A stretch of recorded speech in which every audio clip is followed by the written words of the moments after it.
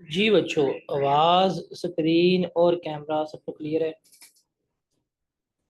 अगर सबको सब कुछ क्लियर है तो फिर हम चलते हैं आगे और हम करते हैं अपना आगे से नेक्स्ट लेक्चर कंटिन्यू।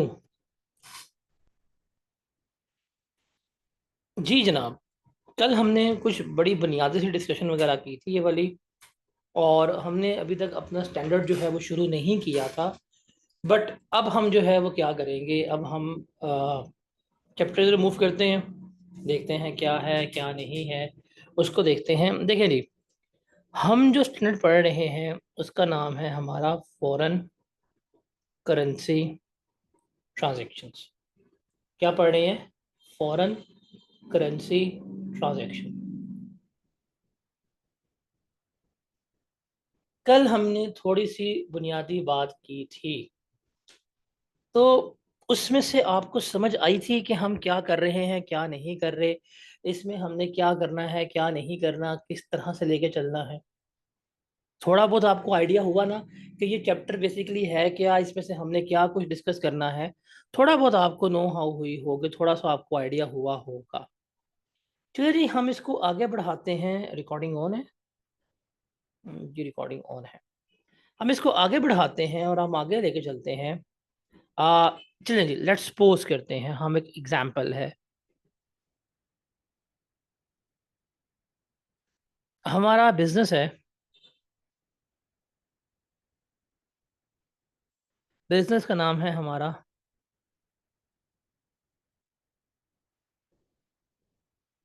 CMADG, और हम पाकिस्तान में बैठे हुए हैं, हम पाकिस्तान में ऑपरेट कर रहे हैं, और हमारे जो स्टूडेंट्स हैं, स्टूडेंट्स भी हमारे पाकिस्तान में हैं। वो हमें जो भी हमारी फ़ी पे करते हैं, वो फ़ी हमें पे करते हैं PKR में। और हमने एक अपना सिस्टम बनाया हुआ है। हम उस सिस्टम में जो भी अमाउंट हमें मिलती है, जो भी रकम मिलती है, हम उसको क्या कर लेते हैं, रिकॉर्ड कर लेते हैं। ऐसे ही है ना?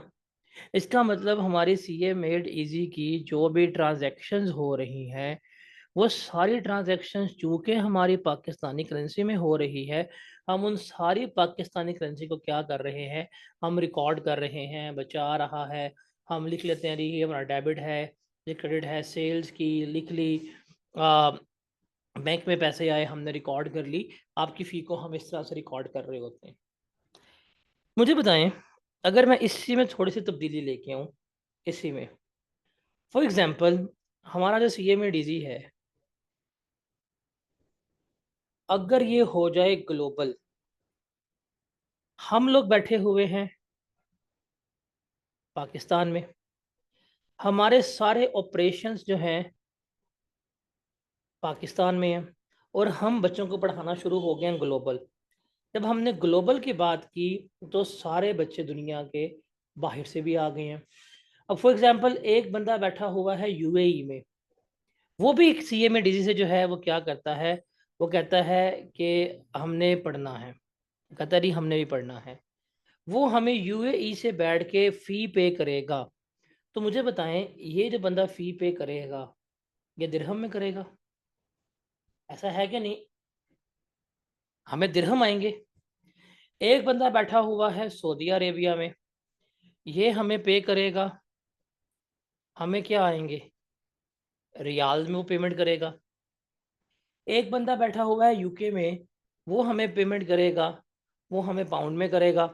एक बंदा बैठा हुआ है USA में, वो हमें पेमेंट करेगा, डॉलर्स में करेगा। हमें भाई मुख्तलिफ लोगों से मुख्तलिफ करेंसीज में पेमेंट्स जो हैं वो आना शुरू हो गई। क्या हुई हैं? मुख्तलिफ करेंसीज में पेमेंट आ रही हैं, लेकिन हम बैठे हुए हैं, हमारी तो करेंसी यहाँ पे पाकिस्तानी रुपीज़ है। अब क्या करना है, कैसे रिकॉर्ड करना है, क्या करेंगे, कैसे नहीं करेंगे, ये सारी ट्रांसलेशन जो है वो हमने यहाँ पे सीखनी है कि जो ये ट्रांजैक्शन हुई हैं हमारी, वो किस तरह से हैं। अब ये स्टैंडर्ड हमारे लिए क्यों इम्पोर्टेंट है? बिकॉज अब हमारे जो भी बिजनेसेस हैं वो सारे क्या हैं, ग्लोबल हैं। वो सारे क्या हैं, ग्लोबल हैं। फॉर एग्जांपल आप पाकिस्तान में बैठते हैं, पाकिस्तान में आप अपना E-कॉमर्स जो है शुरू करते हैं, आप दराज पे बेच रहे हैं, आप उसके बाद अपना स्टोर बना लेते हैं, अपने सोने बिठा के आप शॉपिफाई करना शुरू कर देते हैं और आपकी ग्लोबल सेल्स जो हैं वो होना शुरू हो जाती हैं। जब इतना कुछ आपका हो रहा है तो मुझे बताएं, आपको मल्टीपल करेंसीज में पैसे आ रहे होंगे, तो अब आपके लिए प्रॉब्लम तो है कि भाई डॉलर्स में आए हैं, डॉलर्स को क्या डॉलर्स में रिपोर्ट करना है, क्या डॉलर्स को पीकेआर में रिपोर्ट करना है, अगर पीकेआर में रिपोर्ट करना है तो कैसे करना है, अगर डॉलर्स में करना है क्या करना है, रेट क्या होना चाहिए, सेल्स किस दिन की है उस दिन का रेट, या पेमेंट हुई है वो रेट होना चाहिए। तो ये सारे सवाल जो है हमारे माइंड में रेज होते हैं। ये जो सारे सवाल हमारे माइंड में रेस हुए हैं, हमने इनको यहाँ पे क्या करना है, एड्रेस करना है, इनको हमने क्या करना है, यहाँ पर सीखना है। तो हमने बेसिकली अगर आप देखें तो ये फ्लो चार्ट सा बना हुआ है कि IS-21 में हमने डिस्कस करना क्या गया है कि जो फॉरेन एक्सचेंज रेट्स हैं इनमें तब्दीली आती है। अच्छा मुझे बताएं, एक्सचेंज रेट कहते किसे हैं, किसी को आइडिया है एक्सचेंज रेट किसे कहते हैं? What is exchange rate? Exchange rate क्या होता है, एनीवन बताओ, माइक ऑन करो। यार तुम सर लोग तो बड़े बच्चे अगर हो। सर अगर हमारी जैसे पाकिस्तान की करेंसी है और यूए की है, तो यूए की पाकिस्तान में ट्रांसफर करने की जो अमाउंट होगी, या उसको कह सकते हैं कि इतने पाकिस्तानी रुपीस मिलाएंगे तो $1 बनेगा, तो उसको, या फिर रियाल वगैरह बनेगा, तो उसको हम कहते हैं एक्सचेंज रेट। यानी सिंपल सी बात है कि एक करेंसी को हम देख रहे हैं कि सेकंड करेंसी में वो कितने की पड़ेगी।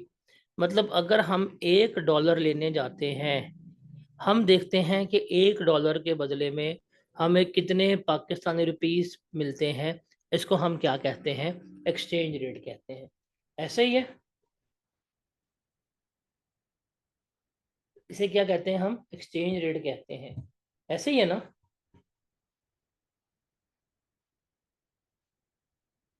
भाई बताओ, इसे हम क्या कहते हैं? इसको हम अपना एक्सचेंज रेट कहते हैं। क्या कहते हैं, एक्सचेंज रेट कहते हैं कि एक करेंसी को दूसरी करेंसी में हम कैसे लेके चल रहे हैं। अब क्या ये हमारा, मुझे प्रैक्टिकली, ये चैप्टर हमारा बड़ा प्रैक्टिकल है, आपको बड़ा प्रैक्टिकल होकर सोचना पड़ेगा, आपको मेरे साथ चलना पड़ेगा, मुझे बताना पड़ेगा।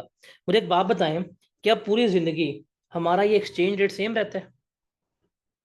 क्या डॉलर आज जितने का है एक महीने बाद भी उतने का रहेगा? नहीं, चेंज होता रहेगा। तो ये जो एक्सचेंज रेट में जो फ्लक्चुएशंस आएंगी, हमने देखना है कि हमारे बिजनेस का उन फ्लक्चुएशंस पे इम्पैक्ट क्या होगा, वो हमने देखना है। अगर हम डील कर रहे हैं फॉरेन में और हमारे करेंसी में डिफरेंस आ रहा है, तो उसका इनिशियल ट्रीटमेंट क्या होगा वो हम देखेंगे। उसके बाद हम देखेंगे कि हमारी कुछ ट्रांजैक्शंस हैं, उनको हमने यहाँ पे क्या करना है, अकाउंट फॉर करना है। कुछ ट्रांजैक्शंस जो हैं वो सेटल्ड ट्रांजैक्शंस हैं, और कुछ ट्रांजैक्शंस जो हैं हमारी अनसेटल्ड ट्रांजैक्शन है, उसको हम देखेंगे। अच्छा मैं अभी आपसे पूछता हूँ, आपके ख्याल से सेटल्ड ट्रांजैक्शंस क्या होंगी? आपके ख्याल से सेटल्ड ट्रांजैक्शंस क्या होती होंगी और अनसेटल्ड ट्रांजैक्शंस क्या होती होंगी? ये हमने ज़रा कल डिस्कस भी की थी। ज़रा मुझे बताएंगे कि सेटल्ड ट्रांजैक्शन क्या है और अनसेटल्ड ट्रांजैक्शन क्या है, एनीवन? सेटल ट्रांजैक्शन वो होगी जो एट ए सेम टाइम जो है ना डन हो जाएंगी, यानी कि परचेज किया उसी रेट पे परचेज किया, उसी रेट पेमेंट पे उसी रेट पे पेमेंट कर दी। अनसेटल पेमेंट वो होगी जो फ्यूचर में हम पे करेंगे, जिनके अंदर मसलन हमने 10 रुपीज की चीज ली है और बाद में उसका रेट 11 हुआ है या 9 हुआ है, तो ये अनसेटल हो। Very good, very good. एक मिनट वेट कर ले, अजान शुरू हो गई है, वेट कर ले, अजान का वेट करते फिर हम कंटिन्यू करते हैं।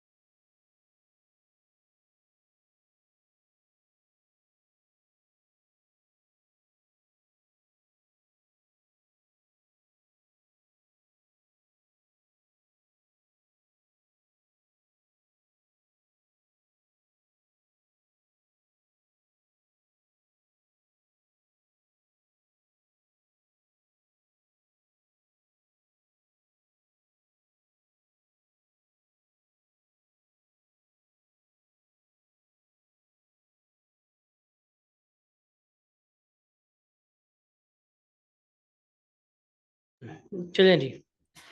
अच्छा जी, हमने ना यहाँ पे जब कल एग्जाम्पल पढ़ रहे थे, तो अगर मैं उसमें आऊँ, तो सर ये ट्रांजैक्शन जो पहली हमने की थी, that was the example of settle transaction जो उसी वक्त हो गई थी। ये जो हमारे थर्ड एग्जांपल थे ना, ये वाली ईयर एंड वाली, that was the unsettled transaction कि हमारा साल खत्म हो गया था बट अभी तक हम उसको कंप्लीट नहीं कर पाए थे। तो सेटल ट्रांजैक्शंस मीन जो ईयर एंड से पहले हम सेटल कर देते हैं। अनसेटल्ड वो कि अगर ईयर एंड हमारा रह भी गया है, स्टिल अब तक उसको हमने पे नहीं किया, वो मेरी क्या कहलाती है? अनसेटल्ड ट्रांजैक्शन कहलाती है। तो इसको अब हमने स्टैंडर्ड को जो है वो डिस्कस करना है कि भाई एक पाकिस्तानी कंपनी जो है अगर वो लोन लेती है और वो लोन किसी दूसरी क्या कहते हैं करेंसी में लेती है, तो उसको हमने किस तरह से ट्रांसलेट करना है। पाकिस्तानी कंपनी है, सेल्स करती है, सेल्स जो है वो दूसरी करेंसी में होती हैं, उनको हमने किस तरह से ट्रांसलेट करना है, ये हमने सीखना है। तो फॉरेन करेंसी जो है उसमें जो हमारी ट्रांजैक्शंस हो रही हैं, उन ट्रांजैक्शन को रिकॉर्ड कैसे करना है, ट्रांसलेट कैसे करना है, ये सारा कुछ जो है वो हमें हमारा स्टैंडर्ड जो है वो बता रहा होता है। तो जो कि जब हम फॉरेन करेंसी में डील करेंगे तो हमें सिर्फ दो इश्यूज जो हैं वो आएंगे। क्या? कि भाईजान हमारा एक्सचेंज रेट क्या होगा, हमने वो देखना है। दूसरा, ये जो एक्सचेंज रेट का गेन होगा या जो एक्सचेंज रेट का लॉस होगा, इसको जो है वो हमने क्या करना है, यहाँ पर समझना है। ये दो अकाउंटिंग इश्यूज जो हैं वो हमारे इस चैप्टर से क्या करते हैं, वो रिलेट कर रहे होते हैं। Is that clear?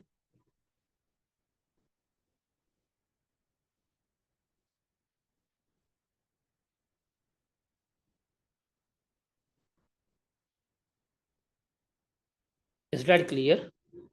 अबे भाई कोई है क्लास में? यार यकीन माने, इससे पहले R1 हुई, उससे पहले टैक्स होती है, और बच्चे मेरा कान खा जाते हैं बोल बोल कर, आप लोग सोए होते हैं, हालांकि आप बड़ा बड़े बच्चे हैं। अब ये वाला जो है ना, इसके ऊपर हमने स्टैंडर्ड को स्टार्ट किए बिना ही अपनी डिस्कशंस जो हैं वो सारी कर ली थी। विदाउट स्टार्टिंग द स्टैंडर्ड हमने इसको बड़ा तफसील में जो है वो डिस्कस किया था कि क्या है, किस तरह से है। लेकिन अब हम इनको क्या करेंगे, लेके चलेंगे। इससे पहले जो है हम कुछ जो हैं अपना क्या कहते हैं, कुछ डेफिनेशंस जो हैं उनको हम देखते हैं कि क्या है क्या नहीं है। उसको ज़रा हम क्या करते हैं, यहाँ पर डिस्कस आउट करते हैं। डेफिनेशंस जो है वो हमें क्या होनी चाहिए, पता होनी चाहिए। ये डेफिनेशंस जो हैं हमारे लिए बहुत इंपॉर्टेंट है, वो हम देखते हैं। सबसे पहले हम देखते हैं कि व्हाट इज़ प्रेजेंटेशन करेंसी। क्या? What is presentation currency? Simple वो करेंसी जिसमें आप अपनी फाइनेंशियल स्टेटमेंट्स को प्रेजेंट कर रहे हैं, उनको हम क्या कहते हैं, प्रेजेंटेशन करेंसी कहते हैं। हमारा इदारा है CMADC। हम हर साल के एंड के ऊपर अपनी फाइनेंशियल स्टेटमेंट्स जो बनाते हैं, मैं बताएं मैं फाइनेंशियल स्टेटमेंट किस करेंसी में बना रहा हूँ? PKR में ना। मैंने जितना भी लॉस हुआ है वो सारा किस में रिप्रेजेंट करूंगा? PKR में। तो PKR is my presentation currency. मेरी कंपनी है, कंपनी का हेड ऑफिस जो है वो दुबई में है। मैंने अपनी फैक्ट्री जो है वो लाहौर लगाई है। फाइनेंशियल स्टेटमेंट मेरी बननी है दुबई में। मुझे बताएं मेरी प्रेजेंटेशन करेंसी क्या होगी? शाबाश बताएं। दिरम दिरम होगी। क्या होगी? दिरम। ये आपने दि- कैसे फैसला किया? हाउ क्योंकि ये द दिरम? क्योंकि सर ये प्रेजेंटेशन जब दे जाएंगे ना, यहाँ पे हमारा जो स्टेक होल्डर होंगे वो दुबई के अंदर होंगे, कि फंक्शनल हो रही है, इसके तमाम ऑपरेशन हो रहे हैं वो दुबई से हो रही हैं। इस वजह क्योंकि से इसकी जो सिंपल सी ये बात है, सिंपल सी बात है, हम दुबई में हैं, वहां पे हम बना रहे हैं, तो प्रेजेंट हम दुबई में करेंगे ना। जो उसका स्टेक होल्डर होगा, उसका इंटरेस्ट क्या होगा कि भाई बताओ दिरहम में क्या आ रहा है। तो चूंकि हम अपनी फाइनेंशियल स्टेटमेंट जो है वो बनाएंगे ही दुबई में, तो हमारी क्या कहलाएगी, हमारी वो दुबई में ही बन रही होगी। तो हमारी करेंसी क्या होगी? दुबई कहला रही होगी। क्या कहला रही होगी? सर एक दुबई कहला रही ए, होगी, और दिरहम कहला रही हो, सर सॉरी। सर एक क्वेश्चन मेरा ये है कि जो मल्टीनेशनल कंपनी होती है वो मुल्तलिफ मुल्कों में ऑपरेट कर रही होती हैं। हाँ जी। तो तो उनका जो हेड ऑफिस होता है वो मसलन एक किसी का USA में होगा, तो वो मुल्तलिफ मुल्कों में ऑपरेट कर रही होती है। पाकिस्तान में भी होगी, जैसे एप्पल होगी, टोयोटा होगी, हुंडा होगी। तो इनकी जो कंडीशन के अंदर कौन सी करेंसी जो है ना इनकी करेगी, फंक्शनल करेंसी करेगी या प्रेजेंटेशन करेंसी ऑपरेट होगी, या ये कैसे देखिए अपने फाइनेंशियल को बनाएंगे? देखिए हमने बात की है होंडा, आपने बात किया टोयोटा की। टोयोटा इटसेल्फ जो है वो कहाँ पे रजिस्टर्ड है? जापान की कंपनी है। टोयोटा जो है वो कंपनी कहाँ की है? जापान की है ना। लेकिन टोयोटा ने यहाँ पे प्लांट लगाया हुआ है, तो जब उसने यहाँ पे प्लांट लगाया है तो यहाँ पे उसने प्लांट लगाया है इंडस मोटर कॉरपोरेशन के नाम से, जो पाकिस्तान में रजिस्टर्ड है, जिसके फाइनेंसेस सारे जो हैं वो हम जो यहाँ पे कैलकुलेट कर रहे हैं, सारे उसके फाइनेंशियल स्टेटमेंट्स हम यहाँ पे बना रहे हैं। तो अगर वो बैठा हुआ यहाँ पे ग्रुप अकाउंटिंग का कंसेप्ट आएगा जो हम आगे जाके पढ़ेंगे, कंसोलिडेशन में पढ़ रहे होंगे भाई। पहला है कि पाकिस्तान में क्या हुआ है, तो पाकिस्तान के फाइनेंशियल स्टेटमेंट जो है वो सारे किस में बनेंगे? पीकेआर में बनेंगे। अगर टोयोटा बैठा हुआ पेरेंट वो है कहाँ पे अपना जापान में है, उनका एक प्लांट लगा थाईलैंड में, वो वहां पे देखेंगे। एट द एंड जब उनके सारे आ जाएंगे तो उनको कंसोलिडेट करके वो जो उनकी करेंसी होगी उसमें कर लेंगे। But they prefer into a global currency, जो डॉलर्स होती है वो उसमें करते हैं कंसोलिडेट करके। लेकिन जो एमएनसीज हैं, मल्टीनेशनल कंपनीज है भाई, एक पाकिस्तान में है, एक यूके में है, एक यूएसए में है, तो वो उन कंट्रीज के जब फाइनेंशियल बनवाते हैं वो उसी करेंसी में बनवा रहे होते हैं जहां पे वो अभी ऑपरेट कर रही हैं। But there can be more than one presentation currency. अगर हम बात करते हैं, अभी आपने नाम सुना होगा इसका, पीएनजी का नाम सुना है? पीएनजी का, इन जिनका हेड एंड शोल्डर वगैरह है, सुना हुआ कि नहीं सुना हुआ? भाई ये पाकिस्तान में भी है, यूके में भी है, हर जगह पे भी है। अगर पीएनजी पाकिस्तान की बात करेंगे तो पाकिस्तान के लिए इनकी जो प्रेसिडेंशियल करेंसी होगी वो पीकेआर है। अगर ये यूके की बात करेंगे उनके लिए क्या होगी? पाउंड होगी। तो you can have more than one presentation currency. Depend कर रहा है आप किस कंट्री में बैठ के, किस कंट्री के मुताबिक अपने फाइनेंशियल्स जो हैं वो बना रहे हैं। ठीक है।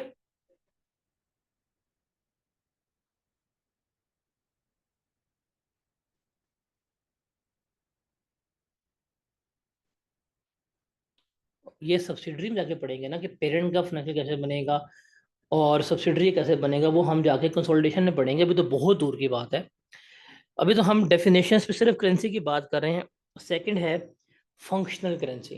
क्या है फंक्शनल करेंसी? फंक्शनल करेंसी किसे कहते हैं? कि वो करेंसी जिसमें आपके तमाम इकोनॉमिक एक्टिविटीज हो रही होती हैं, उसको हम क्या कहते हैं? फंक्शनल करेंसी कहते हैं। फंक्शनल करेंसी जो है हमारी, date can be presentation currency and functional currency date can not be presentation currency. ये दोनों हो सकती हैं, ये चीज़ आपने याद रखनी है। और व्हाट इज फॉरेन करेंसी? जो अदर देन फंक्शनल करेंसी होगी वो हमारी क्या कहलाएगी? फॉरेन करेंसी जो है वो कहला रही होगी। ये चीज़ आपने देखनी है। जैसे मैं बात करता हूँ इस वक्त, मैं एक इदारा खोलता हूँ, उसका नाम है ACCA मेड इजी। मैं अपनी सारी सेल्स जो हैं वो करता हूँ डॉलर्स में। तो मेरा प्राइमरी इकोनॉमिक इन्वायरमेंट क्या है? मैं सारे पैसे किस में ले रहा हूँ? डॉलर्स में ले रहा हूँ। तो जो मेरी फंक्शनल करेंसी है वो क्या कहलाएगी? डॉलर्स में आएगी। लेकिन चूंकि मैं बैठा पाकिस्तान में हुआ हूँ और मैं अपने फाइनेंशियल स्टेटमेंट जो है वो बनाता हूँ, और मैं कहता हूँ कि यार क्योंकि पाकिस्तान है तो यहाँ पे पीकेआर में ही बनानी है, तो ये मेरी क्या कहलाएगी? ये मेरी प्रेजेंटेशन जो है करेंसी कहला रही होगी। ठीक है। और चूंकि मैं अब एसीसी मिडजी चला रहा हूँ और मेरी सारी सेल्स डॉलर्स में है, तो मेरी फंक्शनल करेंसी क्या है? डॉलर है। इसके अलावा कोई खर्चा वगैरह होगा किसी और करेंसी में पे होगी, तो वो मेरे लिए क्या कहलाएगी? फॉरेन करेंसी कहलाएगी। तो what is foreign currency? The currency which is other than functional currency. What is which is other than functional currency, उसको हम क्या कहते हैं? फॉरेन करेंसी जो है वो कह रहे होते हैं। Is that clear? Sir functional currency एक और दफा बता दें। अभी हम इसके ऊपर ही बात करने लगे हैं कि फंक्शनल करेंसी क्या होती है। इसको ज़रा हम समझते हैं इस एग्जाम्पल से। अभी फंक्शनल करेंसी कैसे डिटर्मिन होनी है इसके ऊपर पूरी बात करते हैं। आई होप आपको क्लियर हो जाएगा। एग्जाम्पल पढ़ते हैं। कहते रही P is a Pakistan registered mining company whose shares are traded on the Pakistan Stock Exchange. Its operating activities take place in the gold and diamond mines on South Africa. P bought specialized mining equipment from the US invoiced in US dollar. ये सवाल है। सवाल है what is the conditional currency, what is the functional currency and what is the currency, how we can treat US dollar in that सवाल। बताएं हम मुझे क्या आंसर होगा। शाबाश बताएं।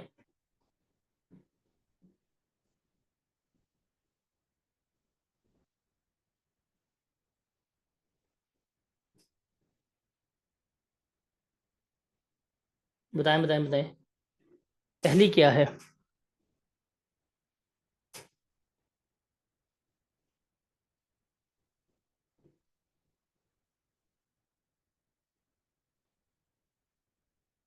प्रेजेंटेशन आप कहते हैं पीकेआर है उसके। अच्छा फंक्शन आप लोग कह रहे हैं साउथ अफ्रीकन है और फॉरेन करेंसी आप कह रहे हैं डॉलर है। Very good. अब देखें आप खुद ही बता रहे हैं मुझे कि भाई हम कहाँ पे रजिस्टर्ड हैं। पाकिस्तान में रजिस्टर्ड हैं। हम रजिस्टर्ड हैं पाकिस्तान स्टॉक एक्सचेंज के ऊपर।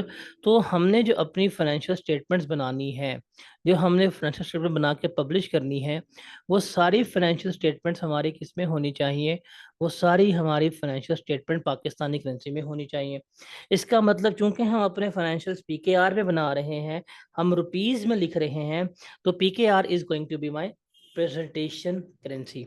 ये मेरी क्या कहलाएगी, ये मेरी प्रेजेंटेशन करेंसी जो है वो कहला रही होगी। अब कंपनी यहाँ रजिस्टर्ड है, काम हम कर रहे हैं साउथ अफ्रीका में। अब सारे ऑपरेशंस जो हैं वो हमारे कहाँ पे हो रहे हैं, हमारे सारे ऑपरेशंस हो रहे हैं साउथ अफ्रीका में। अब जो वहाँ पे क्योंकि हम साउथ अफ्रीका में काम कर रहे हैं, वहाँ पे हम लेबर्स को पे कर रहे हैं, तो हम साउथ अफ्रीकन रैंड में पे कर रहे होंगे। हम वहाँ पे बिल्स वगैरह पे कर रहे हैं, तो हम रैंड में पे कर रहे होंगे। कोई भी हमारे ऑपरेशंस के मामलात हैं, उनकी पेमेंट्स जो है वो हम रैंड्स में कर रहे होंगे। तो इसलिए मेरी फंक्शनल करेंसी वो क्या कहलाएगी, वो मेरी साउथ अफ्रीकन रैंड जो है वो कंसिडर हो रही होगी। Done done. अब मैंने एक मशीन ली है, मैंने एक इक्विपमेंट लिया है और मैंने इस इक्विपमेंट की पेमेंट्स जो हैं वो कर दी है डॉलर्स में। तो सर ये इसमें मैं प्रेजेंट कर रहा हूँ, सर इसमें मैं क्या कर रहा हूँ, डील कर रहा हूँ। तो ये मेरे लिए क्या होगी, ये मेरे लिए गैर इलाकाई कहलाएगी। तो मैं डॉलर को क्या कंसीडर करूँगा, मैं डॉलर डॉलर को अपने लिए फॉरेन करेंसी जो है कंसीडर करूँगा, बिकॉज ये अदर देन क्या है, फंक्शनल करेंसी है। Is that clear now to everyone. क्यों भाई, एग्जाम्पल समझ आई।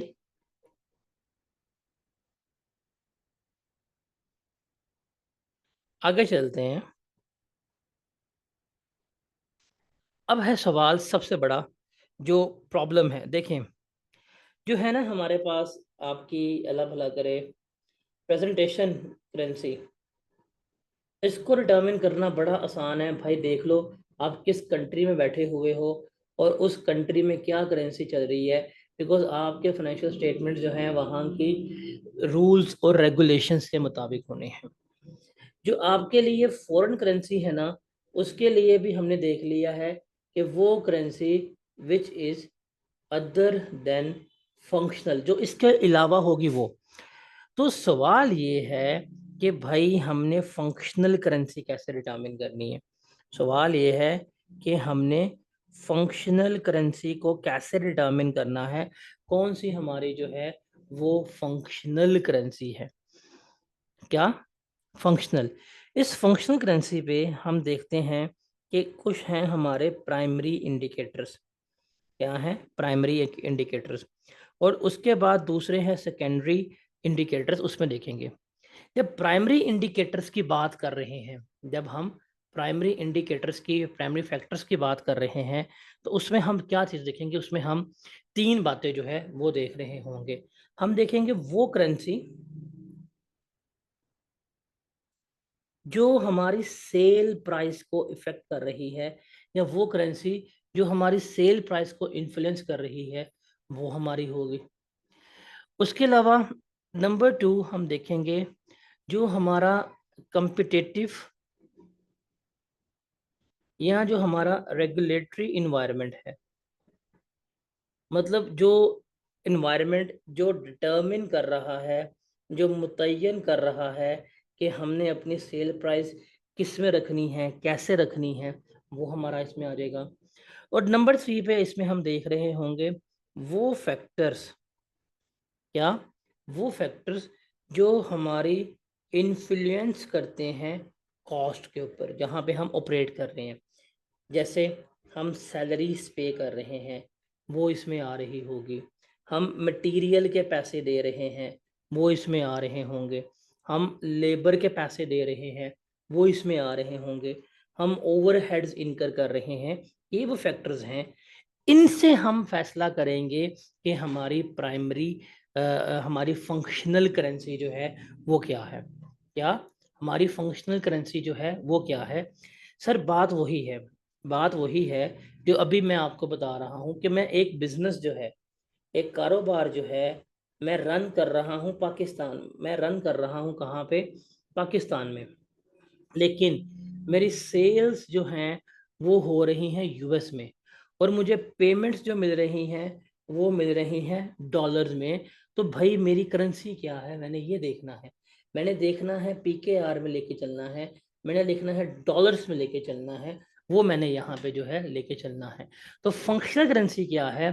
अगर फंक्शनल करेंसी की बात करें तो बड़ी सिंपल सी, ये वो करेंसी है जहाँ पे हमारी इकोनॉमिक इन्वायरमेंट जो है वो एग्जिस्ट जो है वो कर रही हुई है, या वो करेंसी जिसका हमारा बिजनेस के ऊपर ग्रेटेस्ट इम्पैक्ट आ रहा होगा, उसको हम क्या कहेंगे? अपनी फंक्शनल करेंसी कह रहे होंगे। फैक्टर्स क्या है हमारे पास? कि वो करेंसी जिसमें हमारी सेल प्राइस है, जिसमें हमारे पास क्या है? सेल प्राइस है। अब जैसे मैं यहाँ बैठा हुआ हूँ और मैं पाकिस्तान में बैठ के यूएसए में सेल्स कर रहा हूँ, और मेरी सेल्स सारी डॉलर्स में आ रही है, तो that is going to be my sale price, that is going to my functional currency. या अगर मैं बैठा हुआ हूँ फॉर एग्जांपल यूएई में, अब यूएई की जो आप कहते हैं कम्पिटिटिव इन्वायरमेंट है या रेगुलेटरी इन्वायरमेंट है, वो मुझे कहता है कि भाई आपने हर चीज़ जो है वो एडी में पे करनी है। अब मुझे खुद बताओ, मैं अगर यूएई में बैठा हूँ, मैं वहाँ के लेबर्स वगैरह को, मैं आपके वहाँ के लेबर्स वगैरह को पाकिस्तानी सैलरी में पे कर सकता हूँ? तो बताएं।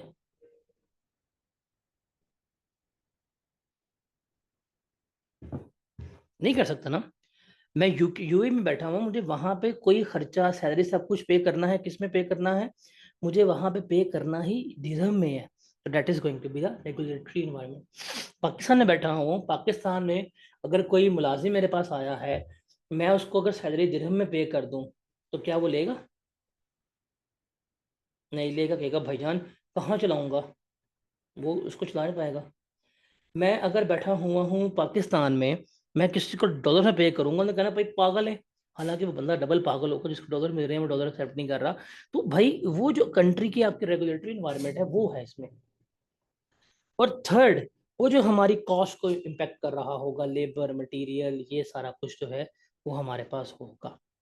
सर हमने जब भी हमने अपनी फंक्शनल करेंसी को देखना है, हमने सबसे पहले अपने प्राइमरी इंडिकेटर्स देखने हैं। हमने क्या देखने हैं? सबसे पहले प्राइमरी इंडिकेटर देखने हैं। इन तीनों में से जो पता लग गया, हम क्या करेंगे? उसमें डील कर रहे होंगे। Got it? समझ आया?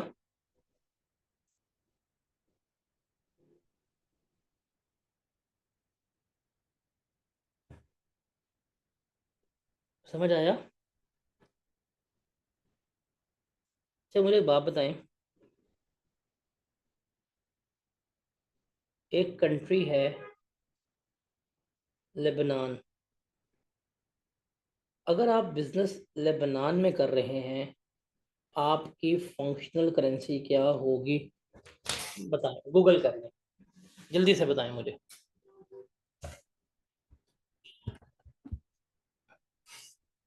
जल्दी जल्दी जल्दी जल्दी जल्दी जल्दी जल्दी जल्दी जल्दी जल्दी जल्दी जल्दी जल्दी गूगल कर लें, गूगल कर लें, गूगल कर लें, गूगल करें, गूगल करें, ऐसे तुक्के थोड़ी मारें।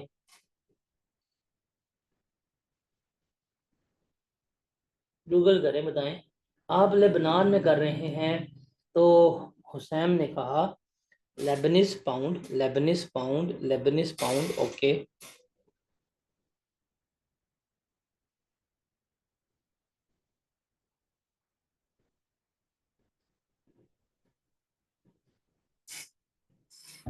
Lebanese pound, okay, okay.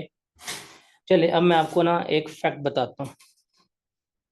आप अगर लेबनान में बैठे हुए ना, तो लेबनान की करेंसी और इकोनॉमिक कंडीशन इतनी वर्स हैं कि वहाँ पे अगर कोई बंदा स्टॉल लगा के बैठा हुआ है ना, तो वो भी प्रेफर करता है कि मुझे पेमेंट्स जो हैं वो यूएसडी में मिले, डॉलर्स में मिले, इसमें मिले, डॉलर्स में मिले। अब देखें, लेबनान की जो कंपिटिटिव और रेगुलेटरी इन्वायरमेंट है, वो चाहती है कि हम किस में डील करें, लेबनीज पाउंड में डील करें। किस में डील करें? लेबनीज पाउंड में डील करें। जो वहाँ पे लोग बैठे हुए हैं, वो सेल प्राइस डिक्लेयर भी किस में करते हैं? वो डिक्लेयर भी लेबनीज पाउंड में करते हैं। लेकिन जब पैसे की वसूल करने की बारी आती है, दे प्रेफर दे प्रेफर कि हम क्या लें, यूएसडी लें। आप उनको डॉलर्स पे करें, सारे काम हो जाएंगे। आप वहां पे जाके पता करें ना सिम कितने की है, वो कहेंगे जी हमारी सिम जो है वो 30,000 लेबनीज पाउंड की है, आप क्या दे दें? कहेंगे सर सॉरी सिम नहीं है। अब उसे कहेंगे भाई मेरे पास डॉलर्स पड़े हुए हैं, $15 पड़े हैं मेरे पास, वो दस्ती विद इन अ सेकेंड आपको इवन 2 नंबर तरीके से भी सिम जो है वो अलॉट कर देगा।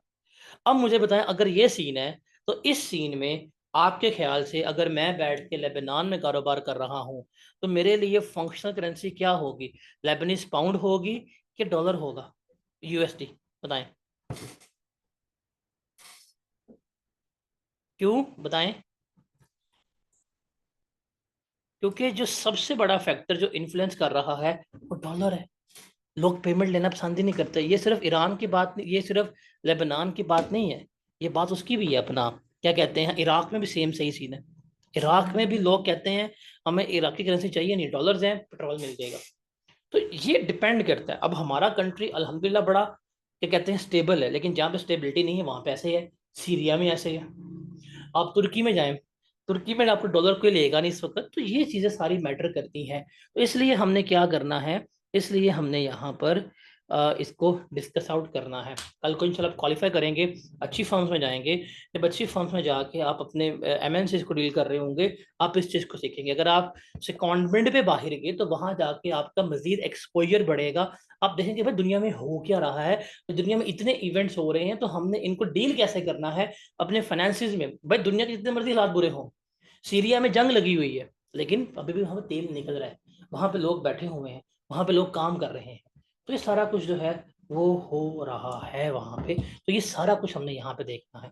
तो ये हमारी प्राइमरी है। सबसे पहले हम कहाँ पे जाएंगे? सबसे पहले हम जाएंगे प्राइमरी फैक्टर्स के ऊपर। तो प्राइमरी फैक्टर्स पे हमने हमेशा क्या करना है, हमने डिटर्मिन करना है कि हमारी फंक्शनल करेंसी जो है वो क्या होगी। Is that clear?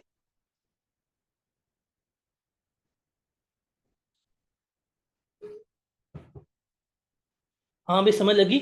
एक बच्चा था, उन्होंने कहा था जी सर फंक्शनल करेंसी की समझ नहीं आई। अब समझ आई कि फंक्शनल करेंसी क्या होती है।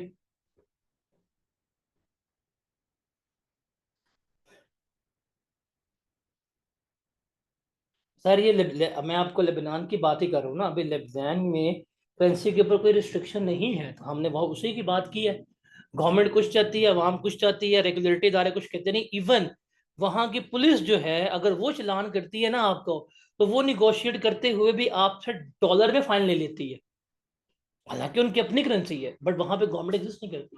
तो ये चीज, आपका सवाल पता क्या होना चाहिए था? आपका सवाल होना चाहिए था सर, ये तीनों फैक्टर्स, ये फैक्टर हमारा करेंसी वाला हो गया, कंपटीशन हो गया, फैक्टर्स ये, इन तीनों में हम डिफ्रेंशिएट नहीं कर पा रहे। आप बैठे हुए हैं इराक में, आप बैठे हुए हैं सीरिया में, आप बैठे हुए हैं लेबनान में, वहां पे लोग लेबनान में अपने पाउंड्स भी ले रहे हैं, डॉलर्स भी ले रहे हैं, आप जिसको जो देते हैं वो ले लेता है, आप इसमें डिफ्रेंशिएट नहीं कर पा रहे। आप उसे कहे भाई मेरे पास और लेबनीज पाउंड है, कहेगा दे दो, आपके मेरे पास डॉलर है, कहेगा दे दो। गवर्नमेंट भी कहती है भाई जिसको जो मिलता है, जो करेंसी पकड़ता रहे बैठ के। अब आप डिफ्रेंशिएट नहीं कर पा रहे, फिर कैसे करेंगे? क्योंकि अब फैक्टर्स जो इन्फ्लुएंस कॉस्ट पे करेंगे वो आपको नहीं पता। लोग डॉलर्स भी ले रहे हैं, पाउंड्स भी ले रहे हैं, लोग दिरहम भी ले रहे हैं, लोग रियाल भी ले रहे हैं, इवन लोग पीकेआर भी ले रहे हैं। आप उनको जो पे करें बिस्मिल्लाह, हम जाके खुद ही कर लेंगे, जो करना होगा एक्सचेंज करा लेंगे। आप गवर्नमेंट की बात करते हैं, गवर्नमेंट बैठी हुई है, एक स्टेबल गवर्नमेंट ही नहीं है। खासतौर पर ये किन कंट्रीज के लिए है? जो मिडिल ईस्टर्न वर्ल्ड है, इनकी बात हो रही है। फिर करेंसी जो है आपकी, जो सेल प्राइस है वो भी नहीं है, तो क्या करेंगे? आप यूरोप में जाते हैं, यूरोप की एक यूरोपियन यूनियन करेंसी है, वो यूरो है। वो क्या है? यूरो है। लेकिन हर कंट्री की अपनी करेंसी भी है। आई गेस स्विट्जरलैंड की करेंसी क्रोन है ना, if I am not wrong, krone है ना? और कंफर्म कीजिएगा, मुझे भूल रही है।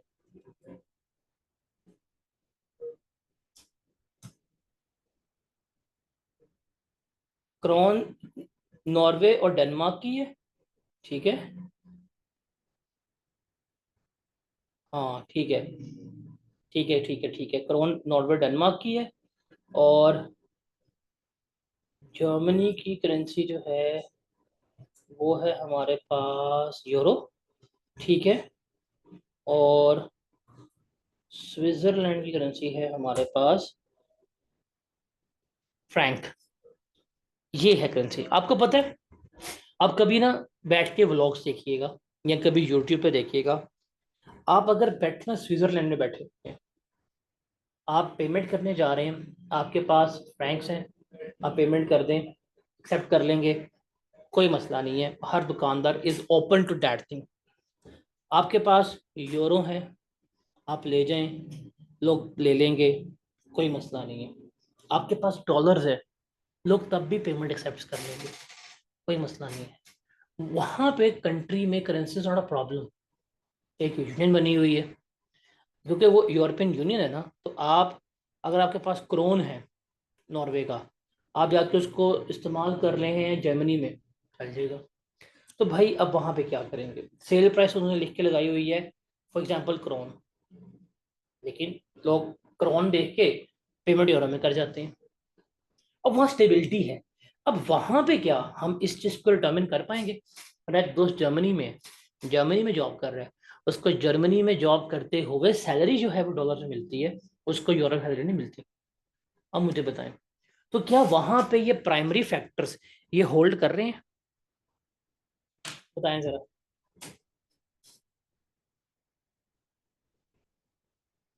तो फिर सर अगर ये प्राइमरी फैक्टर्स ना हमें क्लियर हो रहे हों, फिर सेकेंडरी फैक्टर्स देखेंगे। ये हैं हमारे पास सेकेंडरी फैक्टर्स, इनको हम देखेंगे क्या है क्या नहीं है। अब सेकेंडरी फैक्टर्स में हम देखेंगे हमारी फाइनेंसिंग एक्टिविटीज किस में हो रही हैं, कौन सी? हमारी फाइनेंसिंग एक्टिविटीज। सर आप लोन लेने जा रहे हैं, आपको लोन बिजनेस में किस करेंसी में मिला है? आपने शेयर कैपिटल रेस किया है, किस करेंसी में रेस किया है? आप बॉन्ड्स ले रहे हैं, आप टीएफसीज इशू कर रहे हैं, आप डिबेंचर्स इशू कर रहे हैं, आप किस करेंसी में इशू कर रहे हैं? अब जिस करेंसी में इशू कर रहे होंगे वही हमारे पास क्या होगा, वही हमारे पास हमारी फंक्शनल करेंसी जो है वो कहला रही होगी।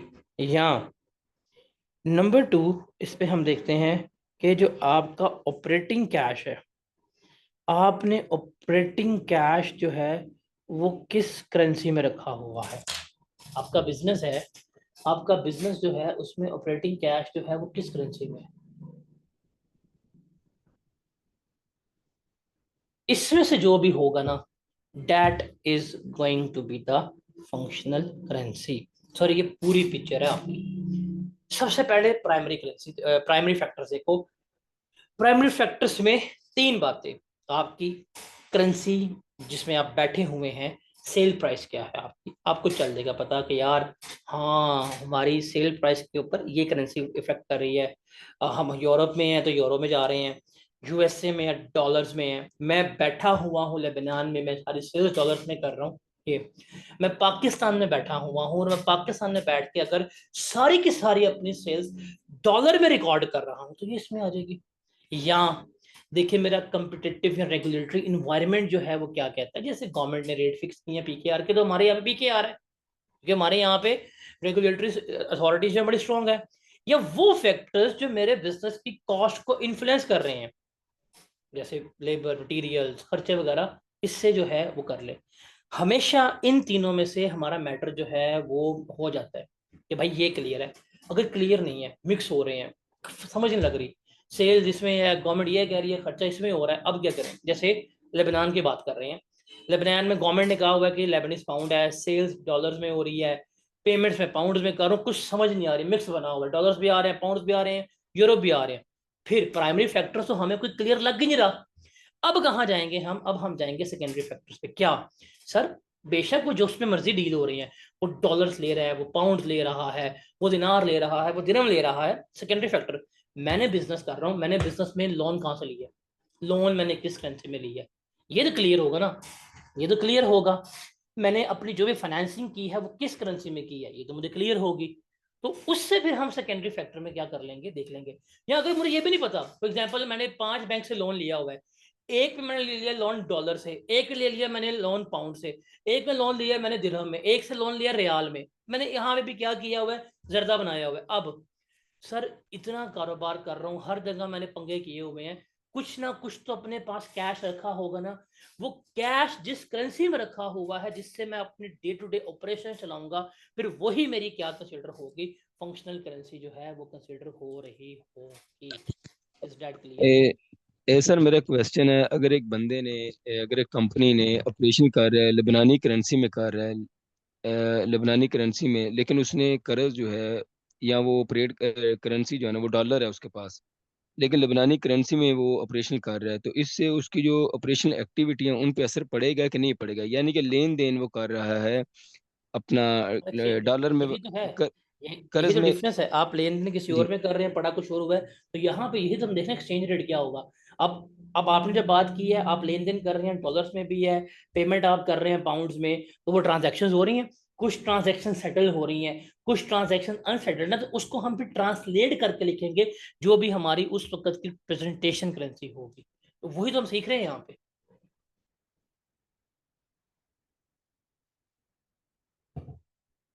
वही तो हम सीख रहे हैं यहाँ पे दोस्त।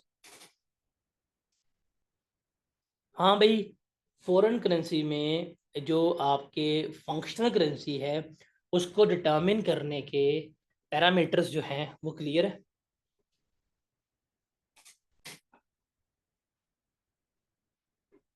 इसमें कोई किसी का मसला, any problem by any one?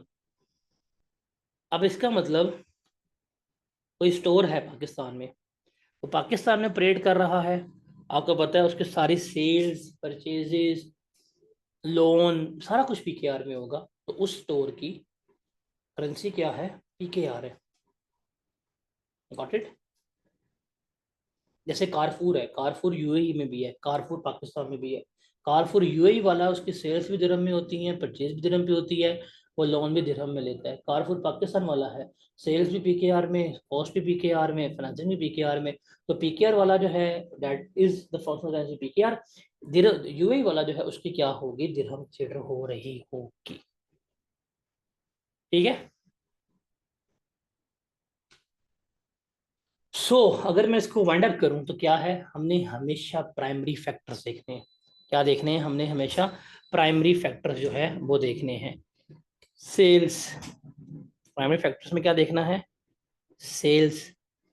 हम देखेंगे हमारा रेगुलेटरी इन्वायरमेंट क्या है वो, या हमारी कॉस्ट, इसको देखेंगे। सेल्स, एनवायरनमेंट, कॉस्ट क्या है, इसको देखेंगे। अगर फिर भी कंफ्यूजन है, फिर हम जाएंगे सेकेंडरी फैक्टर्स में। सेकेंडरी फैक्टर्स में क्या आएगी, हमारे पास फाइनेंसिंग आ रही होगी और हमारे पास आ रही होगी कैश रिटेंशन। इसमें से हम क्या करेंगे, चूज कर रहे होंगे। Got it. एक चीज़ याद रखिएगा, ये फंक्शनल करेंसी ना चॉइस नहीं है हमारी, फ्री में नहीं चॉइस होती। ये बेसिकली हम देख रहे हैं हमारी इकोनॉमिक एक्टिविटीज़ हैं किसमें। फॉर एग्जांपल मैं अगर पाकिस्तान में बैठे बिजनेस करूँ, मैं बड़ी कोशिश लगा लूँ कि जी मैं अपनी सारी फंक्शनल करेंसी डॉलर्स में लेके आना चाहता हूँ। अगर मैं सारी पेमेंट्स वगैरह पीकेआर में कर रहा हूँ, मैं लोन पीकेआर में ले रहा हूँ, मैं कॉस्ट पीकेआर में इनकर कर रहा हूँ, मेरी गवर्नमेंट जो है मेरे पीकेआर में है, मेरी फंक्शनल करेंसी पीकेआर रहेगी, मैं अपनी ख्वाहिश के ऊपर अपनी फंक्शनल करेंसी चेंज नहीं कर सकता। तो फंक्शनल करेंसी का ये मतलब नहीं है कि जी हम जिसमें सांस ले रहे हैं, जिसमें हमारा बिजनेस जी रहा है, जिसमें हमारा बिजनेस मर रहा है, that is not a functional currency. Functional currency के कुछ पैरामीटर्स हैं, इसके ऊपर हम डिसाइड कर रहे होते हैं कि this is the functional currency. अब मुझे बताएं, इसमें कोई सवाल है, इसमें कोई कंफ्यूजन है, इसमें कोई प्रॉब्लम है तो मुझे बताएं।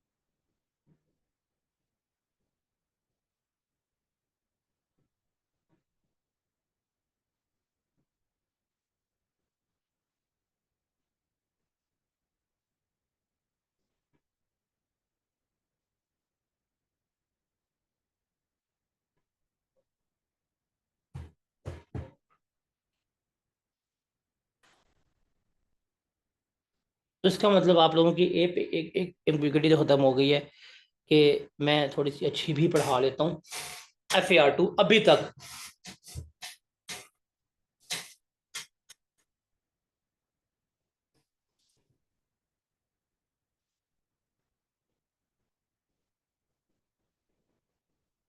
आगे चले।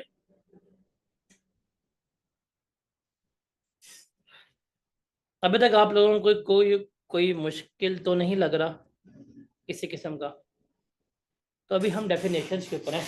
डेफिनेशंस में है, ये है बड़ा स्टैंडर्ड छोटा सा, लेकिन ये स्टैंडर्ड ना बड़ा तंग करेगा। I have few questions of that standard जो CFEP 1 के हैं। जब एक ज़माने में ये CFEP 1 में होता था, जब CFEP 1 का नाम क्या था,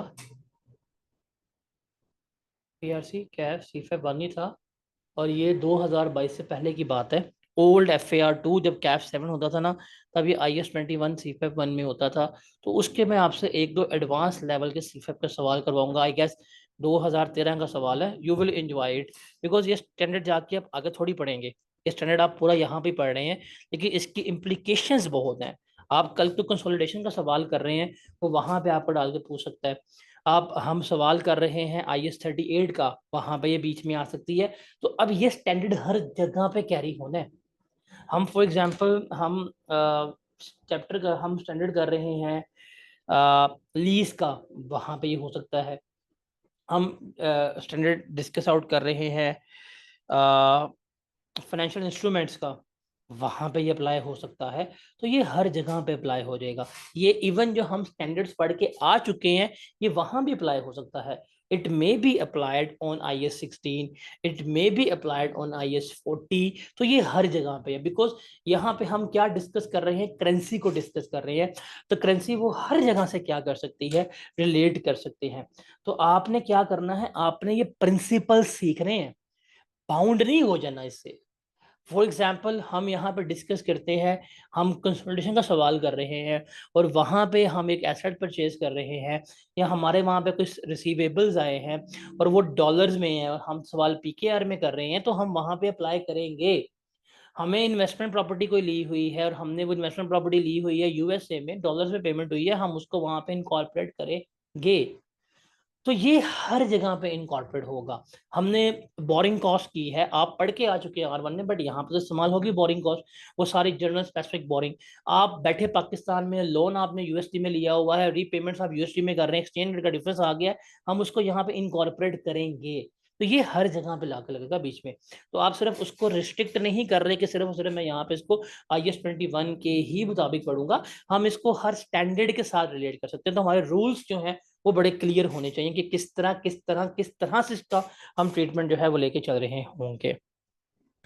आगे चलते हैं, आगे देखते हैं एक्सचेंज रेट क्या होती है। अभी हमने बात की थी कि दो करेंसीज, दो कंट्रीज की करेंसीज आपस में किस तरह से एक्सचेंज होती है। मतलब अगर मैं $1 लेने जाऊं आज के दिन, तो $1 मुझे कितने PKR में मिलेगा? कितने का PKR क्या बताइएगा जरा, रियलिस्टिक रेट बताएं। 282 के कि 281 के? मतलब पाकिस्तानी 281 रुपीज़ हों तो मेरे पास जो है वो क्या आएगा, $1 आएगा। That is the exchange rate. या इन अदर वर्ड्स अगर मेरे पास एक PKR हो, ₹1 हो, ₹1 में बताएं कितने डॉलर्स आएंगे? ₹1 में कितने डॉलर्स आएंगे? शाबाश बताएं जरा।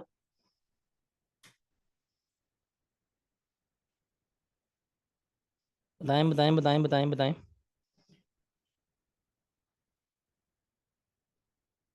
मतलब $0.035। तो ये एक्सचेंज रेट्स हैं हमारे, कि एक करेंसी दूसरी करेंसी में कितने की मिल रही है, इसको हम क्या कहते हैं, एक्सचेंज रेट कहते हैं। इसको हम कहते हैं सेकंड स्पॉट रेट। इसके लिए ना कुछ सवालों में एग्जामिनर वर्ड इस्तेमाल करता है हिस्टोरिकल रेट का। क्या? Historical rate. What is spot rate? Spot rate का मतलब है कि जो हमारी डेट ऑफ ट्रांजैक्शन है, जो हमारी डेट ऑफ ट्रांजैक्शन है, जिस दिन हम ट्रांजैक्शन कर रहे हैं उस दिन जो रेट था उसको हम कहते हैं स्पॉट रेट। इसके लिए हिस्टोरिकल रेट का वर्ड भी इस्तेमाल होता है कि उस दिन के हिसाब से क्या रेट था, इसको हम क्या कहेंगे, हिस्टोरिकल रेट कहेंगे। उसके बाद है क्लोजिंग रेट। क्लोजिंग रेट हमारा क्या होता है, जो ईयर एंड के ऊपर होता है, जो 31 दिसंबर के ऊपर आएगा वो मेरा क्या कहलाएगा, क्लोजिंग रेट। और एवरेज रेट क्या है, जो थ्रू आउट द पीरियड रहा है। फॉर एग्जांपल हम बात करते हैं हमारा रेट कांस्टेंट है तो वही रहेगा। अगर हर महीने हमारा रेट चेंज हो रहा है तो हम उसकी एवरेज निकालेंगे और वो हमारा क्या कहलाएगा, एवरेज रेट कहला रहा होगा। और एक्सचेंज डिफरेंस क्या है, कि एक करेंसी अगर हमने खरीदनी है तो दूसरी करेंसी में कितने यूनिट्स पड़ेंगे, उसे हम क्या कहते हैं, एक एक्सचेंज डिफरेंस कहला रहे होते हैं। इसको हम कहते हैं, जैसे हम यहाँ पे अगर वापस चले, ये हमने एग्जांपल डिस्कस की थी ना, ये वाली एग्जांपल। अब मुझे बताएं इसमें स्पॉट रेट क्या था हमारा, स्पॉट रेट क्या था, स्पॉट रेट, शाबाश बताएं।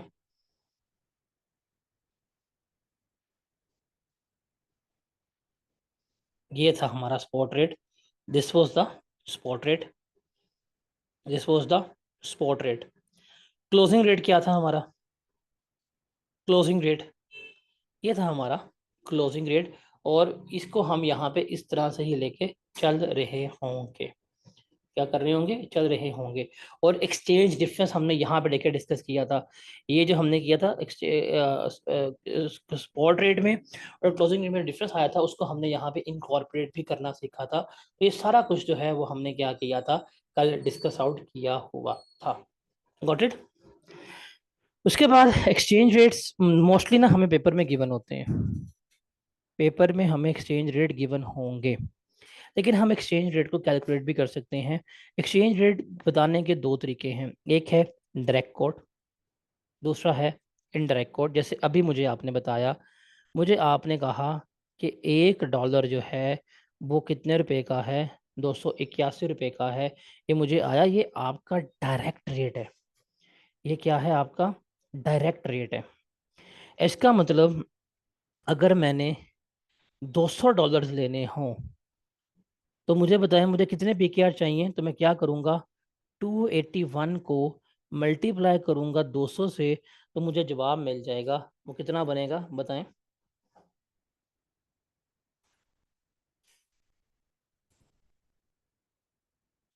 56,200।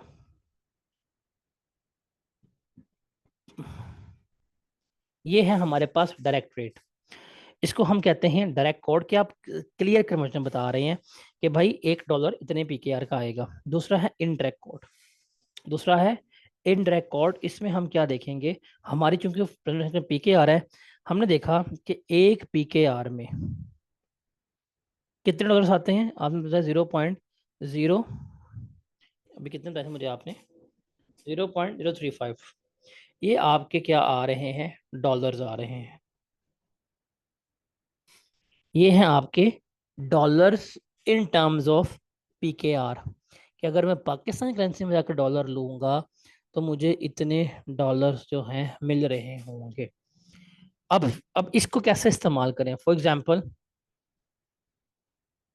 एग्जांपल अगर मैं लेके आऊं $2500, तो मुझे कितने पीकेआर चाहिए बताएं, तो क्या होगा। ये डॉलर्स हैं, इसको हम इस एक्सचेंज रेट के ऊपर जो है वो डिवाइड कर देंगे, आपको मिल जाएगा कि आप कितने पीकेआर चाहिए होते हैं।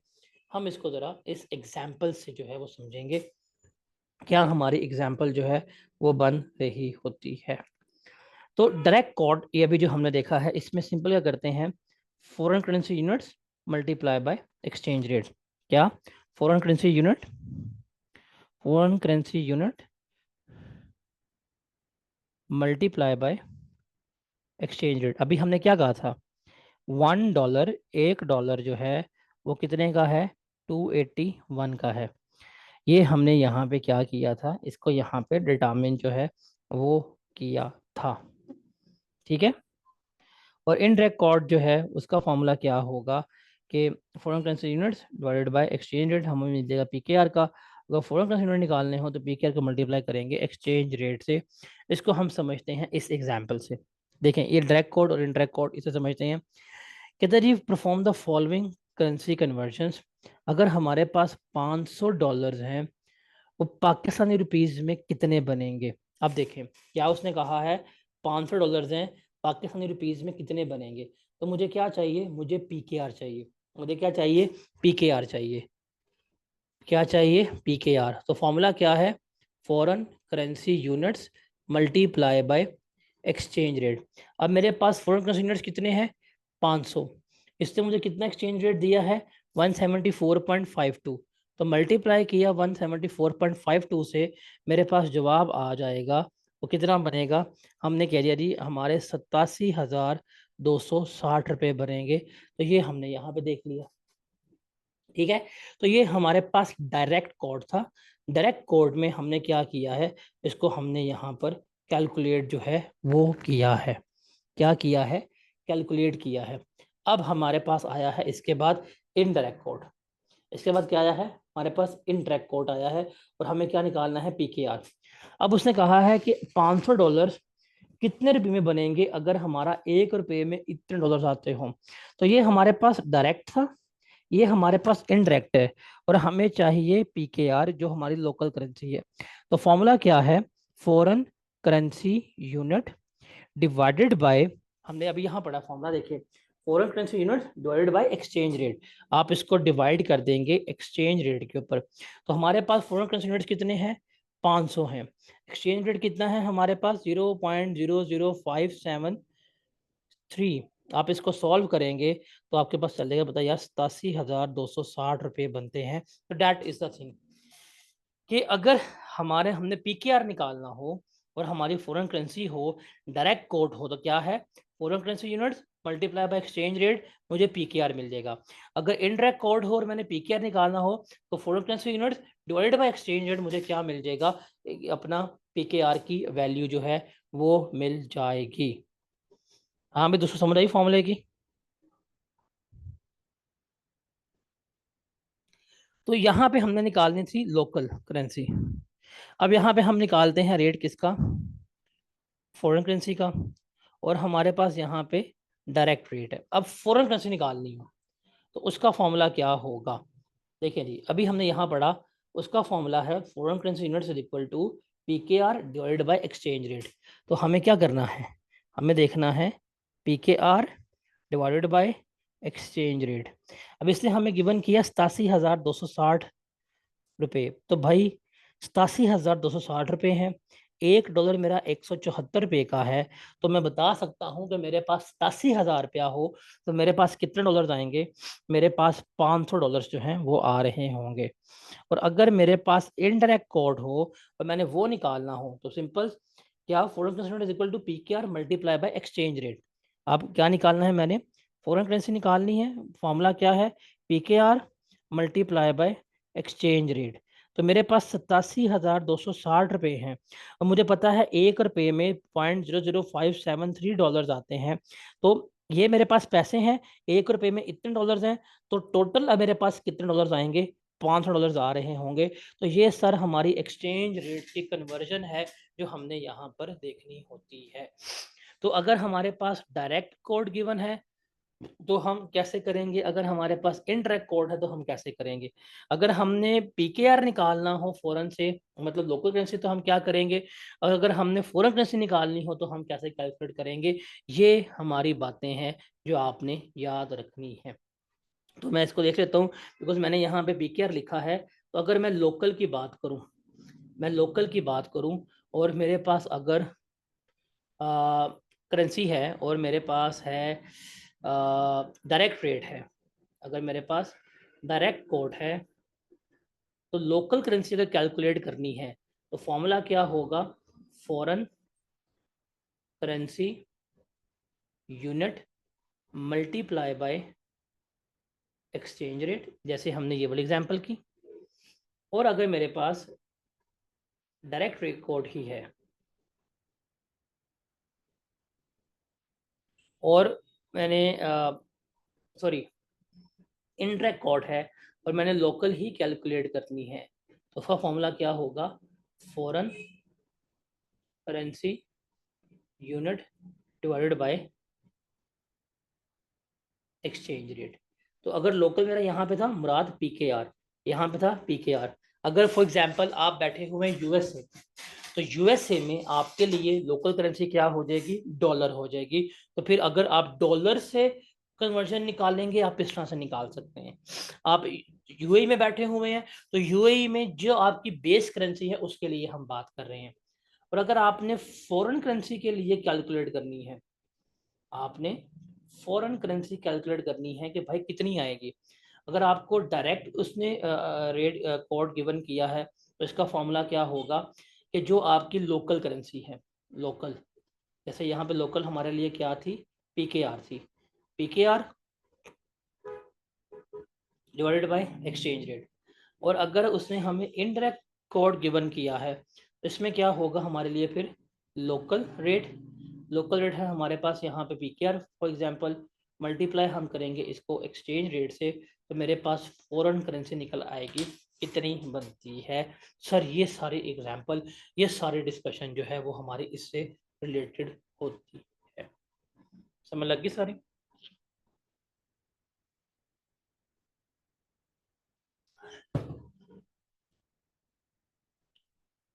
जी जनाब।